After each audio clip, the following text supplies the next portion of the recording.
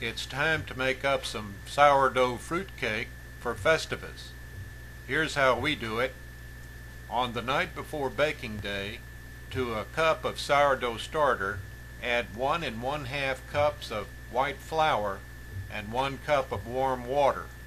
Cover and let sit overnight as you are wont to do. After that, you will want to prepare an overnight soak of some of the fruity fixins. This method will make up 8 baby loaves of sourdough fruitcake. Caution, if you don't know enough about sourdough starting, battering, and baking, it's best you not try this without supervision of an experienced sourdough hand. Once you have your batter made up, you're going to prepare the overnight soak using the following ingredients. You might want to freeze frame this list and copy it down on paper.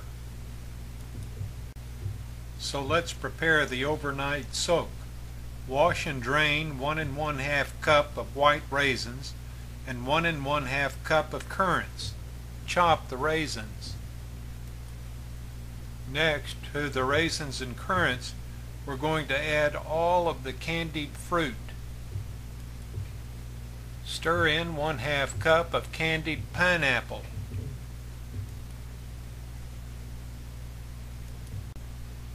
Add 1 cup of diced candied red cherries.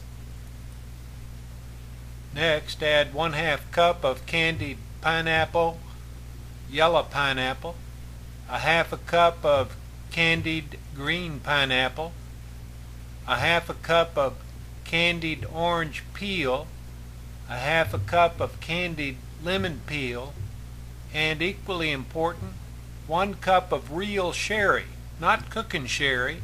Use the real stuff. Mix this all together in a big bowl and set it out covered with a towel on the counter overnight. In the morning of baking day, allow all the ingredients you're going to use to come to room temperature. Watch this video through one time first so you'll know what they are. To a big container, add 1 1/2 cups of sugar. Next, add 1/2 cup of brown sugar. It's simple enough. Here's the sugar and brown sugar. Now add 2/3 cup of shortening. Now cream the sugar and brown sugar and shortening with the back of a wooden spoon. To this creamed mixture, add 1 1/2 teaspoons of cinnamon. Next, add 1 teaspoon of nutmeg. When you're ready, beat 2 eggs. And then stir the eggs into the mixture. Now we're getting there. Stir 1 1/2 cups of the batter into the mixture. If you want pecans in your cake, now's the time to do it. Add 2 cups of pecans and all of the fruit into the mixture. Now don't forget the fruit.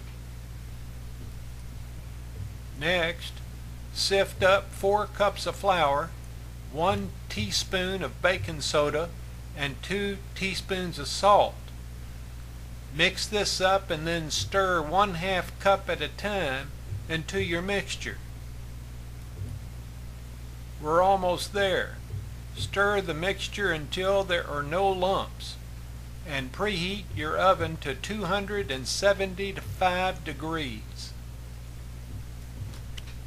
While the oven is heating, grease 8 baby loaf pans, line them with heavy paper, and then grease the paper.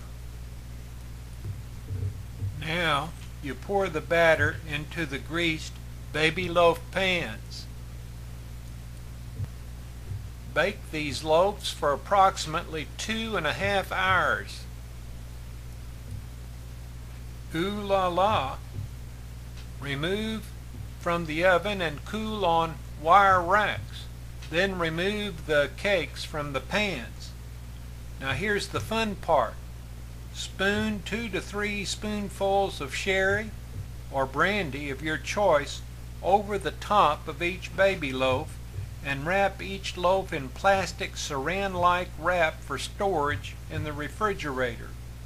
Every third day of the next month, add more sherry or brandy. Keep the cakes wrapped between ladlings during the 1-month ripening period. One of these cakes is special because, in addition to brandy, it has some Yukon Jack ladled on it. I call it a snakebite cake. Bon appetit! This is a Patty production.